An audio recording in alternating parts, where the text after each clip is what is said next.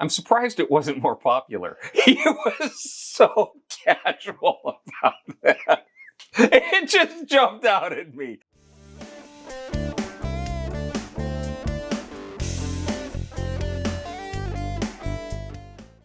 Welcome to Pork Chops, Rice, and Peaches. I'm Richard. Noah. And a question for you. Okay. Have you ever wondered, and this is an oddball one, Okay. if you went to hell, would you retain your humanity?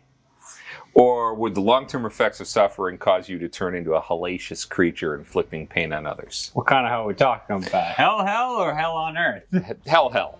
But hell on earth is interesting. If you go to war, are you a type of person you hope, you're going to retain your humanity, or would you give in to the darker side of human nature and commit heinous war crimes?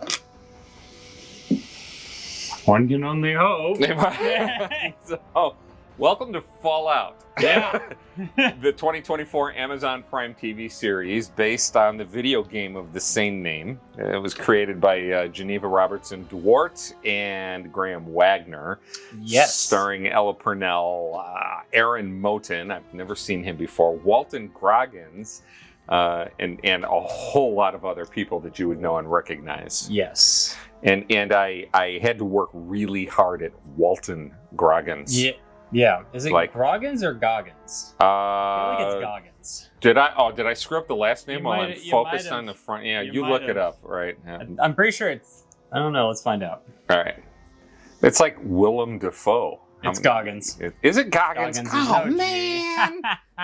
It's Goggins. Oh, my apologies, Walton. Fallout, the TV series. This is like one of your first forays into this whole universe. I know Jonah tried getting you to play one of the video games with him. We played a Fallout game. I don't know which variation we did, but He said 3. Was it?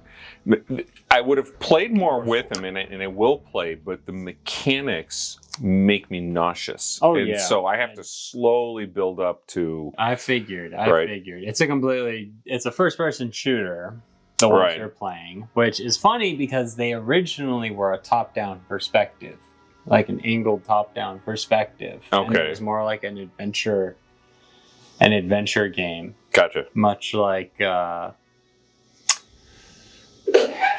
make it relevant to you, it would be more like the original Legend of Zelda, that top-down thing. Right. But a more advanced version with much deeper mechanics. So it was something that I want to go back and revisit with him and continue playing. Yeah. But I have to carve out the time where I can take a Benadryl and I get it. It really does make me nauseous. The last time we played, I made it in 90 minutes before I had to tap out. Yeah. All right. So the story of that, and I have no idea what the stories are in Fallout, or even if there is a story in the video games. There's a lot of story in the video games. So this is another case of a whole lot more than I do, and I'm just looking at right. Fallout focuses on Lucy McLean, yes, right, a vault dweller in a post-apocalyptic America who ventures to the surface of Earth in search of her father, who is kidnapped by another vault dweller. Now, this is a 2024 series, but it is based on an old video game. There's going to be plenty of spoilers here, and I am not going to even try to hide or mask them. Oh, yeah. So you've been warned. You've been warned. Right. I'm sure if you've clicked on this video, though, you've already seen the series. Probably. She is a naive character. She's a very wholesome character. Very. She's a product of an underground civilization that quite literally trained away the darker sides of human nature from their residents. Yeah. And she is then tested by the evil, untamed winner takes all, and the powerful survive characteristics of human society. Of human society, and an unregulated human society. Exactly. When rule of law no longer exists. Exactly. Right? And so that's what we have. It's the strong survive type of world up on the surface. Yes. And it's enforced by that. If you can't fight your way out of a situation, you're not going to win. If you can't enforce your own autonomy, you're not going to have any. That is, yes. Yeah. So now this was one of your entries on the list. Yes, it was. And so I very curious to get your take on it. Well, okay, I'm very curious about. You didn't say one way or another. Did you enjoy this series? and are your thoughts in comparison to the video game or just? So my background with Fallout is basically non-existent. It's YouTube lore videos. It's one of those game series where I find the story and the world more entertaining than the games. I've dabbled in the games here and there, and I've played 4, 3, and a little bit of New Vegas. In terms of like, I've played and a little bit of 76, but no one likes 76. But I've never beaten like the main story of any of them.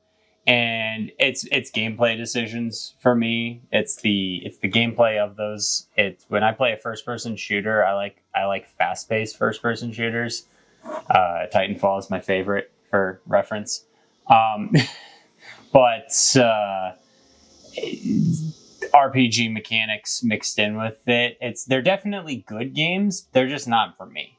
So maybe someday I'll go back and revisit and try to play through all of the at least the first person shooter Fallouts, because they are genuinely really good games and the depth of storytelling in them is incredible from everything that I have seen and everything that I have watched.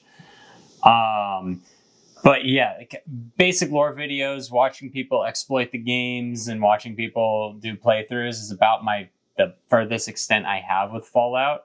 But I've always found the world to be unique. It's, a world that is permanently stuck in the 50s, but still advances in technology. Yes. And the soundtracks are always pretty good. And the music in this series is fantastic. And when that's in the games, like they have 50s era style music in the games too that you can listen to as you play the games as well. Well, if I remember correctly. It's not just the 50s era style of music that's interesting. It's if you listen to the lyrics and you consider what's going on the screen, the match is perfect. The match is perfect, and I always love when stories do that.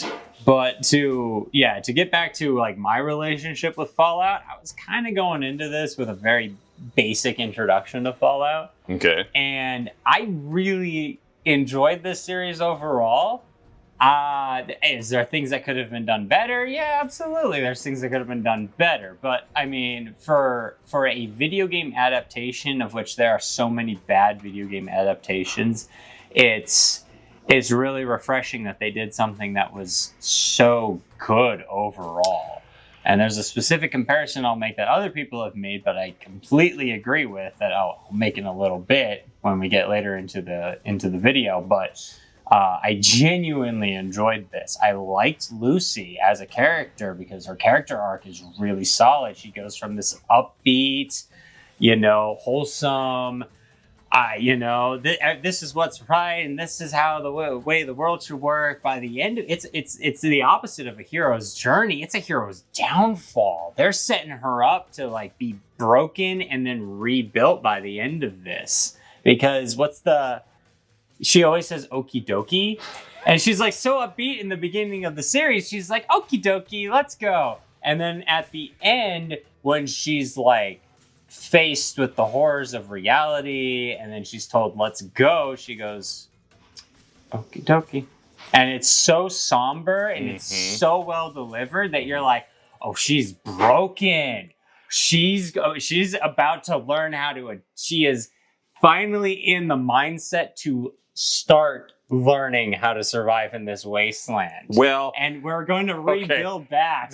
It's going to be, if they continue this series, and I'm pretty sure they're continuing this series. They better continue this series. They have the potential for a genuinely good character arc for that character. She's in the middle of a great character arc, and I have to tell you that the moment when I realized that she was struggling to maintain her standards, but giving in a little bit to the world around her, is after she saves the ghoul. And she stomps off. You're gonna have to bleep this one out. She stomps off saying, "It's the golden rule, mother." you should try it sometime. Yes, I yes, thought, oh, yes. here is the moment. Oh, yes. Here is the moment where Oh, Lucy, yes. comes It's of age. so good. Right? It's so good. There is genuinely a really good character arc with Lucy and So, this. well, so first, I've never seen Lucy Purnell before, and I'm sorry, Ella Purnell. Ella Purnell. Ella Purnell. Lucy is character. Ella is the actress. Yes. Her performance is fantastic. Yes, it and is, here's the thing that I liked about it. She played this character straight. There's no Yes. condescension. Yes. She's not making fun of the character. There's no Nope. little winks and nods. Nope. This is a sheltered person Yes. getting Literally. sent by choice, Yeah. into a quite unsheltered world. Yes. Her first conversation, and this is episode 2 in Philly, Yeah.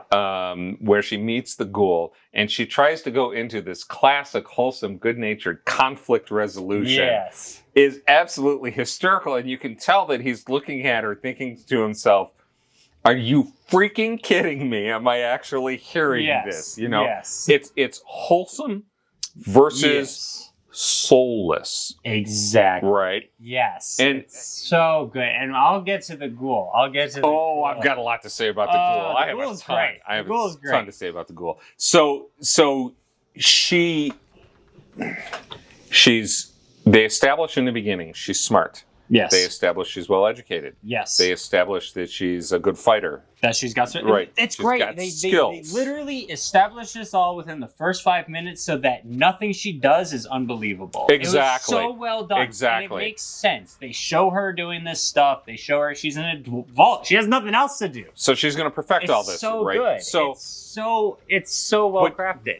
But as you and I know, and most anybody who's ever been in a fist fight before knows, what you train for versus what happens in the street, in real life, right? is nothing. And she learns that Exactly. in Trial by Fire. Exactly. Right. Okay. It's amazing. And then I noticed, and I don't have a lot on Lucy in terms of character development. You've encapsulated most of it. The performance is fantastic. Yes. The script is fantastic. The Yes. conflicts are fantastic.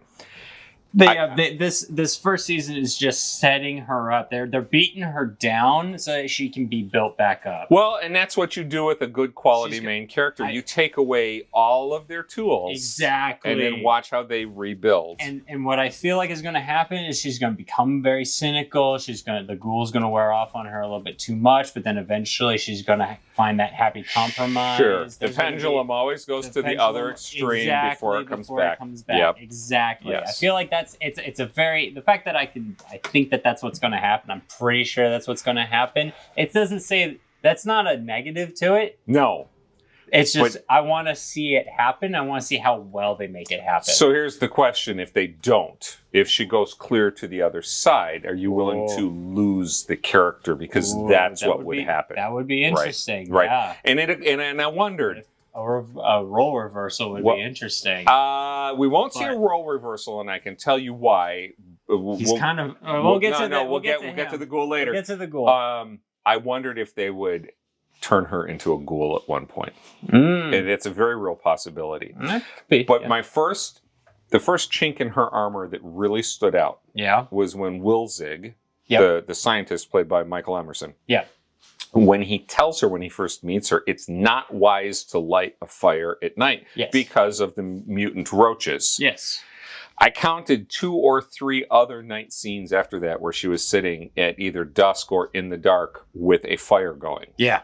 Now, I understand that heat and fire and, shelter is important, but I'm like, you're putting this beacon on for the roaches to come get you, and it's just not a wise choice. And I just thought, okay, maybe she's not as smart as she thinks she is. That was the chink in her armor that I noticed. Yeah. So I fourth wall myself. Okay. And now that we know that my expanded definition and the fact that sometimes I just do this to myself. Michael Emerson is such a talented actor, and he is so distinct in his appearance and his speech pattern. Yes. Right. And ever since I saw him in Lost. Yeah. Right. And you get this. His appearance in this show led me to believe that he was going to be a more significant character than he turned out to be in season 1. Yes. I thought he was going to be more than just a head being carried around. Yeah. Okay. Yeah. And so I kind of fourth-walled myself. I'm like, I'm just like, wait a minute. Did he really take this bit role where the rest of the show he's just going to be a head being carried out? And I kept waiting for his head to be plugged into something so it would start talking, which has been done in other sci-fi movies. Yeah, it's a trope. Right? It's a trope. Yeah. But it would have been more fitting with, I don't know, his status as an actor. Yes. Right. Okay. So that one was it. But I have to tell you what, the most understated and I think might be my favorite line of the entire series is, the cyanide pill tasted like banana. I'm surprised it wasn't more popular. He was so casual about that. It just jumped out at me as this absolutely hysterical line that I thought. Great. That's fantastic. He was so matter of fact, yes, you know. So good. Yeah. But it was actually a pleasure to see him, performing again, and I really enjoyed it. So if you think of all the times in movies over the decades, the cyanide pill, the fake tooth that someone bites down and they kill themselves, and all the James Bond villains have taken the cyanide pill and the whole bit. And here he talks about it tasting like banana. That's part of the brilliant. See, that's part of the thing about the games is that they had this very dry, cynical, and dark edge. Okay.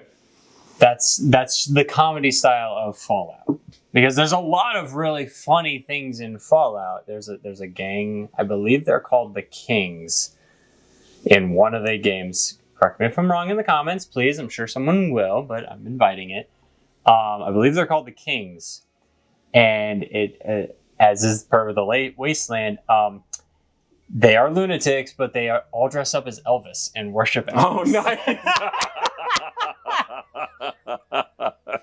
That's funny. Yeah, I like that. That's good. No, but the humor is goofy. It's satirical. It's a bit cynical. It's got a slightly dark edge. Usually, from what I can tell, it usually doesn't go too overboard. But I mean, the games have some really funny moments. I believe it, and I hope to be able to. And I feel like see some of that. And I feel like they captured that in this, because there's a dark underlying edge to this that's pretty funny overall. The character, the snake oil salesman, and I believe that's his name. Yeah, I'm pretty sure that's what he's called. That's his name, right? And he's giving Thaddeus the cure for the broken foot without telling him he's turning him into a ghoul.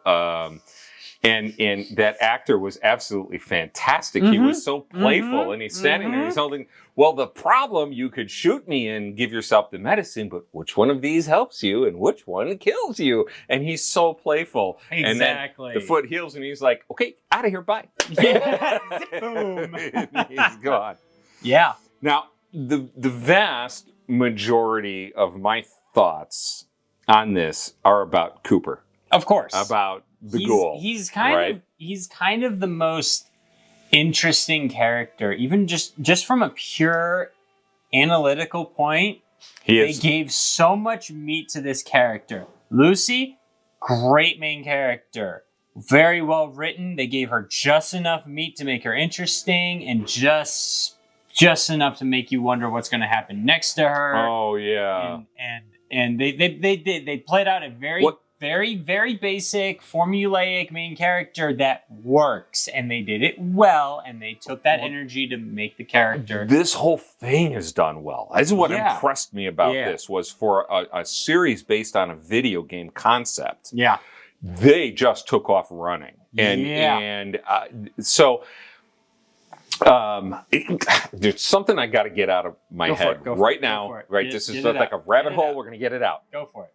If you are trying to save the world, if you are trying to recreate the world, if you are building underground vaults to save humanity and stay down long enough that you can come up and repopulate the world, why, in God's name, do you put them underground in California next to the San Andreas Fault? So, you want a quick rabbit hole? Yeah, go for it. Vaults were never meant to work.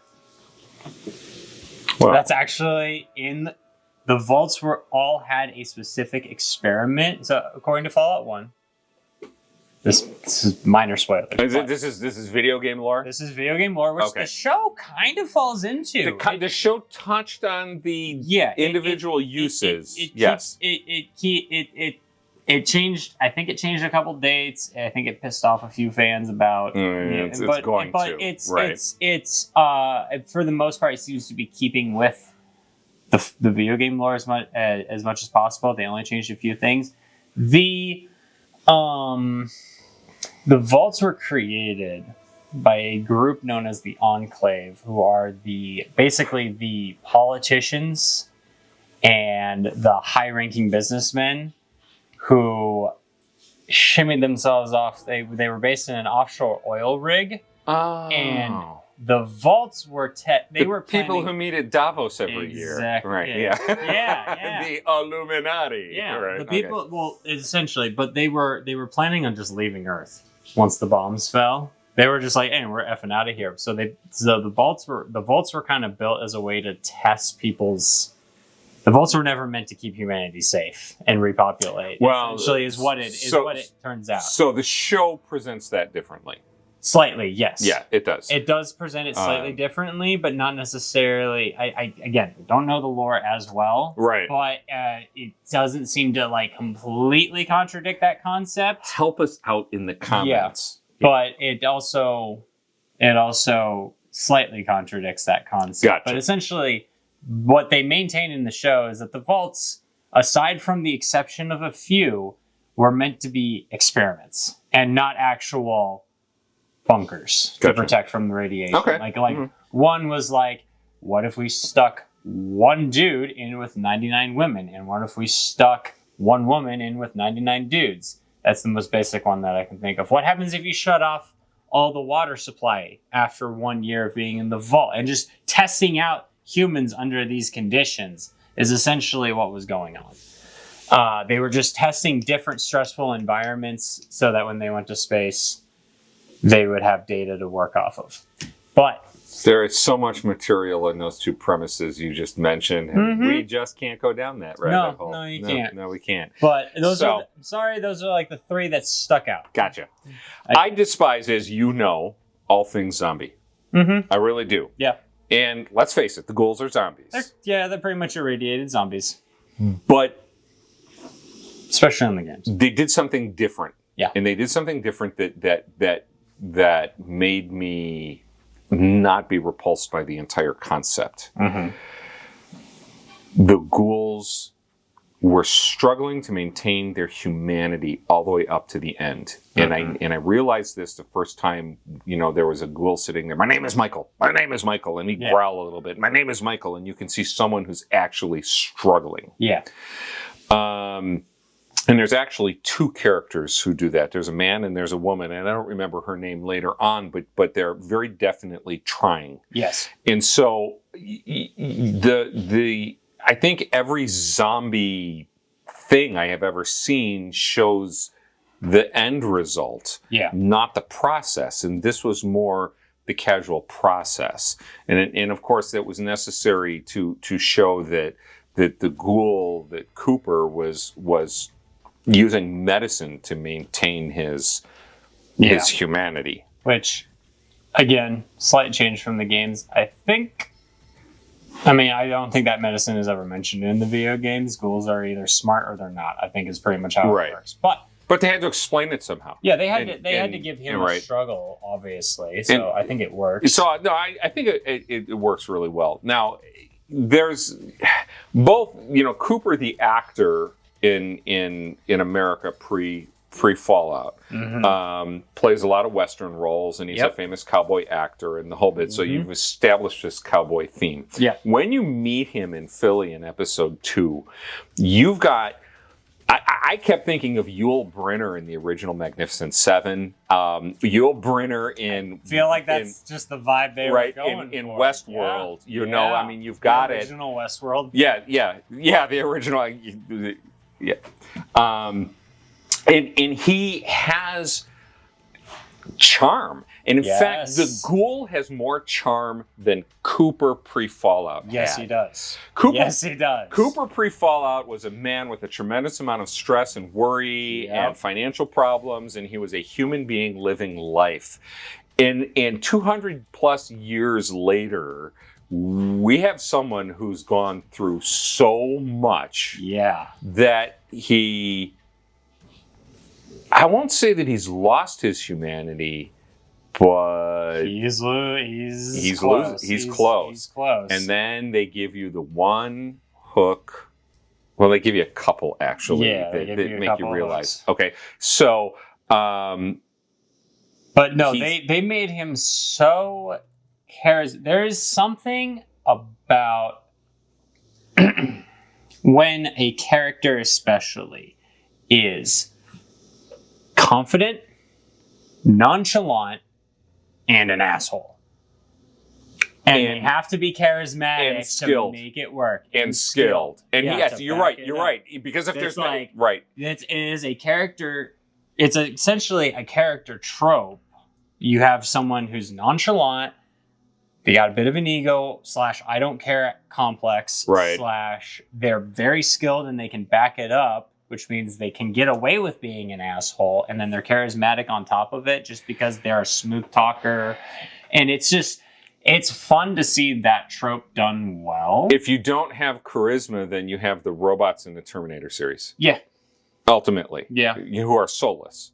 Yeah. And we find out he does. So, okay, so we get this guy. Yeah. I would love to know the bullets he shoots in his sawed-off shotgun, because they blow holes in people that have to be seen to be believed, right? And I think my favorite one was when he shoots through a guy and blows off the head of the guy behind him. Yes. Right? It's hysterical. And what is it about exploding heads?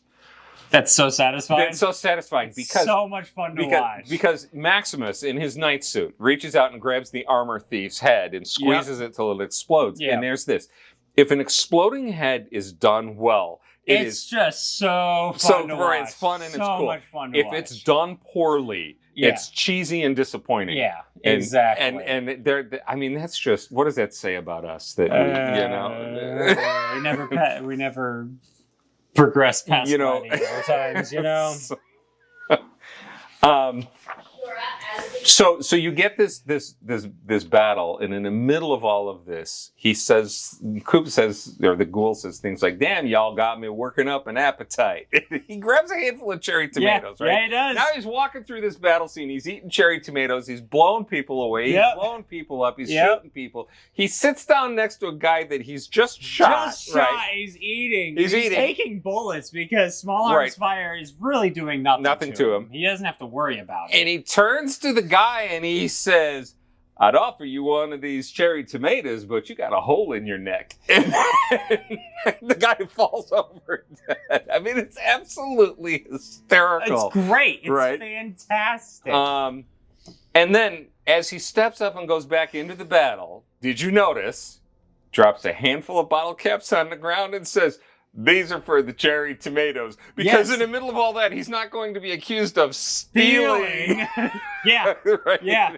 This is just a riot. It's like petty theft is somehow beneath him while he's blowing all these people away. Right? It's the charisma. It's scenes like that are like that are endearing to a character like that. And it really what it is that he's fun. At least for the first time. He's incredibly fun to watch. It's fun and it's entertaining to watch someone with the skill and the attitude and the suave. Yeah. To just go to pull it through. Up. And then, as long as you give them an arc and give them some deeper meat, you've got a good character. Well, and the backstories fill all of that in. And the backstories, the swap between backstory and present time is just handled so well. And great job on his part. because Oh, yeah. he's essentially playing almost two different characters. Yes, he is. Between past and present. You know what is the thing that... and he's acting through all that makeup. I know. The only thing is the nose that was CGI'd off because of, the nose that's missing. Like, dude, he put on a show. The only physical characteristics that carry through between Coop and the ghoul that I noticed... You always focus on eyes. I called it. I knew it. It's always the eyes. Well, it's always the eyes with you. It's true because acting with your eyes is a big deal.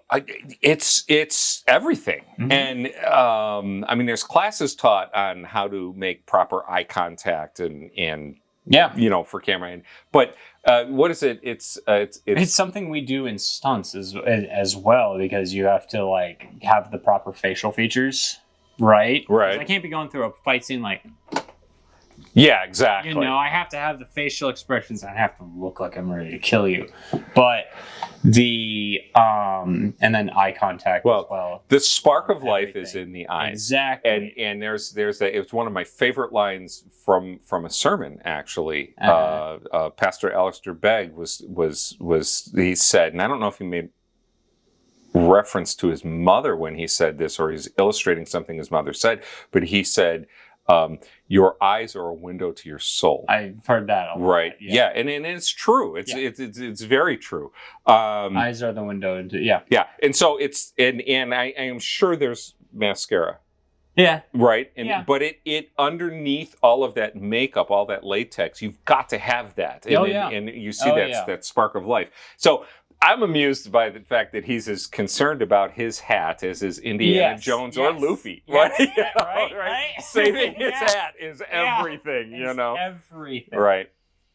So, and then I think probably the last of the great lines that I wrote down in terms, well, no, it's not the last. There's one more that comes after this. He's in a battle with the knight, right? Mm-hmm. There's this pre-Iron Man suit of robotic armor, right? And the guy can't walk up a flight of broken stairs. Yeah. The ghoul's on top, he's on the bottom. He says, I'd say come up and get me, but it's kind of hard to do when you're wearing a 12-piece cast iron set. Yeah. I thought to myself, I don't know who the writer was that thought of that, but that was freaking brilliant. It's fantastic. It's so, Of course, you also gotta love, and it ties into his backstory. He talks about he was a part of the war at one point, which a big resource war between America and China is one of the backstories in Fallout. Okay. Which precedes the nuclear strikes. But he talks about having been in the war, and he talks about having.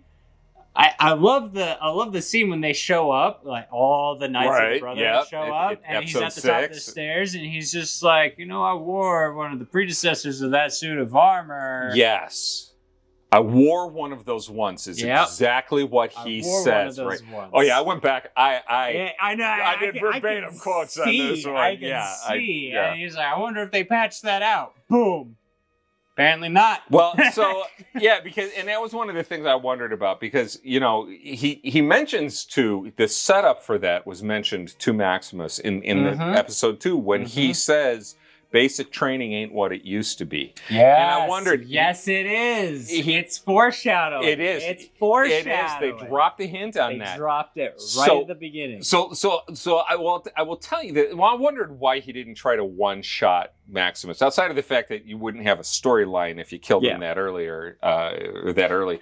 But I stopped and started this series 4 times before I finished it. You know what that means? Yes. It means it did not hold my attention at all. I really didn't like it. Okay. Yeah.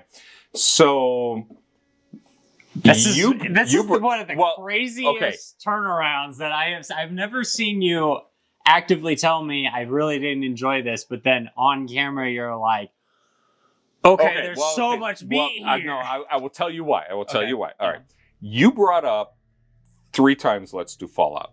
Yeah. And actually, originally I was going to do a Millennial Explains Fallout to his show. Oh, is that what you were going to do? That was originally what the concept was, but then the show came out and I said, this is a perfect jumping on point for him because it's a TV show, it's more digestible, and it's not the same one-sided conversation. Well, after you said it 3 times, I was like, Richard, finish the stinking series. Okay. I finished the series. I get through the last 2.5 episodes, and I'm like, oh my goodness. And then I went back and I rewatched everything. And when I went through rewatching everything and I binged it, so much made sense. And I noticed so much more, and I enjoyed it so much more because I understood what was going on and I could see these things. And read once for pleasure, read a second time for study. When I went back and studied, I enjoyed this like I didn't the first time. So much made sense. But I mean, I really had to kind of be forced to do this. Good to know. Peer pressure does work. Well, I didn't have a better suggestion for what to cover on the channel. So, if I don't have a better suggestion, shut up and go with what you'd like to do. So, I love the fact that he used Lucy as live bait with the gulper. Oh, yeah. While discussing torture, how torture doesn't work. And she says, why are you torturing me? And he says, I'm not. I'm using you as bait. Yeah. Now, I will save the best ghoul quote for you. Okay. Because I know what it is. Right there. And I wrote it. Yep. I figured. Yep. But did you want to cover anything else before that, or? Well, so you know what? If we save great lines, towards the end, I think the ultimate villain in this series is corporate America. It's Vault-Tec. Yes. And the people who work for Vault-Tec who try to continue the mission hundreds of years in the future. Yeah. And Hank McClane, Lucy's dad, the character who's kidnapped and she's trying... The big plot twist! Right, yeah, it turns out to be the ultimate company man. He's the ultimate con man. Mm-hmm. I have no doubt that he loves his children. I feel like, I have no doubt that he loved his wife. Yeah. Certainly not unconditionally, considering what he did to her. Yeah. But he loved his job and his responsibilities to the job more than he loved his wife or his children. Yes. And he doesn't want to face them. Yep. And he thinks he can explain them away. And when he realizes Lucy isn't buying it, then in that ultimate confrontation, right? So Lucy re-meeting her mom and how that scene ends is the ultimate act of compassion on Lucy's part. Yeah. And the Lucy that appeared in episode 1 couldn't have conceived of doing that. Thought of doing right. It's such a good story. Yeah. Overall. Yeah. It's so good. And so it was wonderful. It's so, yeah, I mean, I really like this. I loved the writing. I hope the writing team stays together. Yeah. I hope they are as creative with the humor as they are. I hope that they are honest with the character arcs. I hope that they don't cheat us in any way. Yep. And then, so I wrote down just a few things. I'll save the last one for you and any other comments you want to make. Okay. Ass jerky don't make itself. Yeah. It's a classic. It's a fantastic line. It's line. So good. Right? I'm not going. So good. If you haven't seen it, I'm not going to explain it.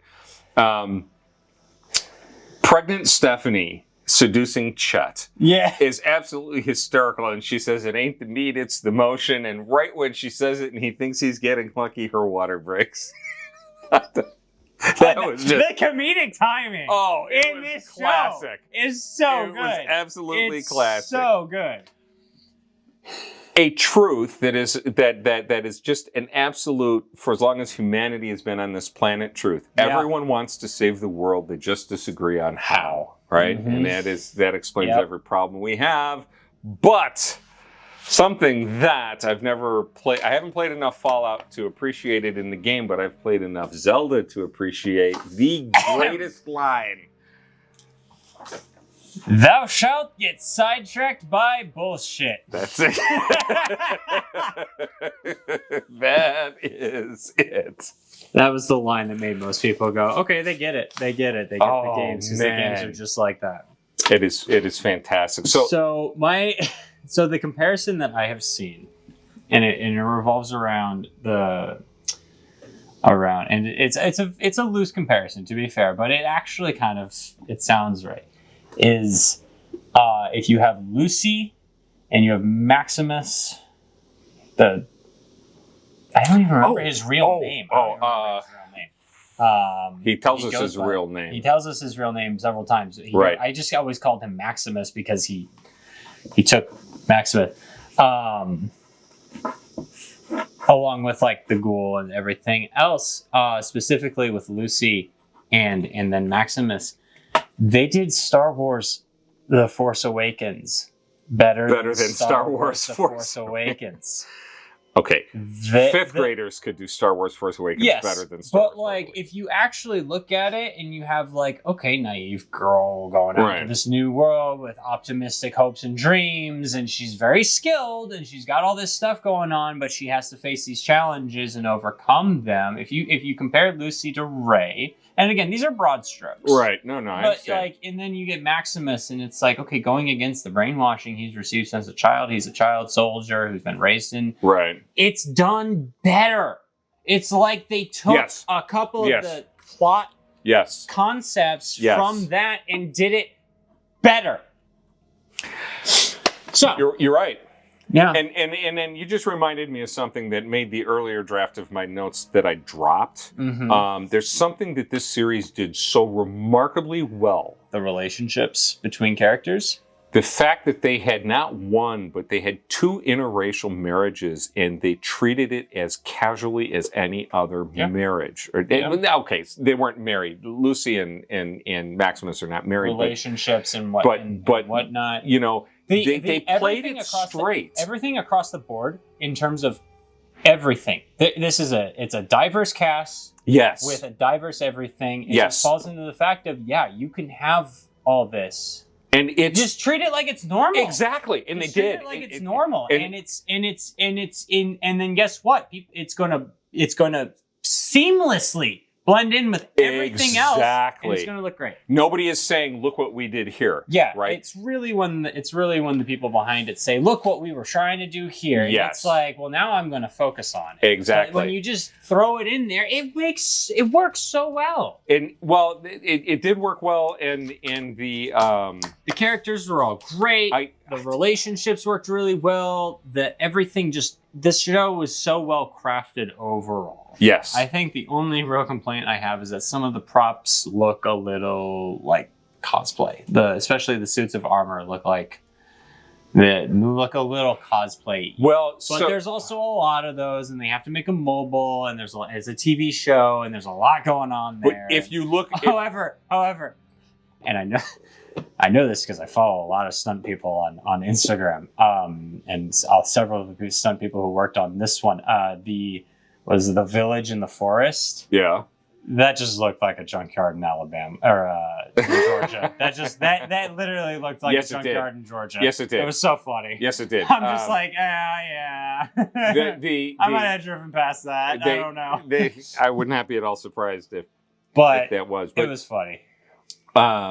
It's overall any lack of any shortcomings on the production side of like the sets and the costuming, whatever that might have happened, is overshadowed by the writing in this series, hands down.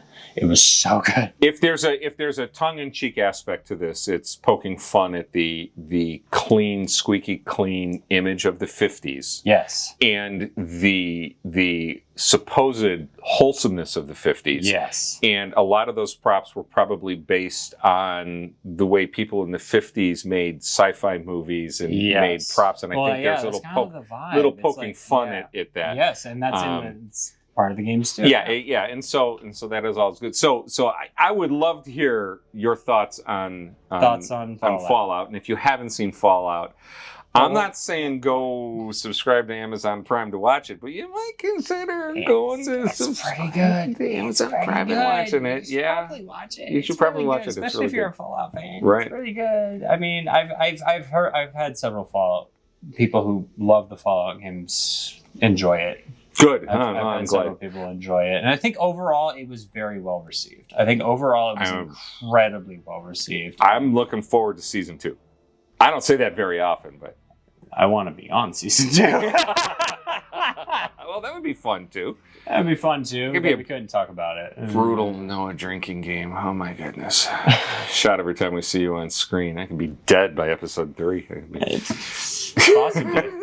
All right. Let us know your thoughts on Fallout in the comments section down below. And you know what? While you're down there, there's a subscribe button you can hit as well. It's also down there. We appreciate the support. We genuinely do. Thank you so much for tuning into this week's episode of Pork Chops, Rice, and Peaches. We'll see you next time.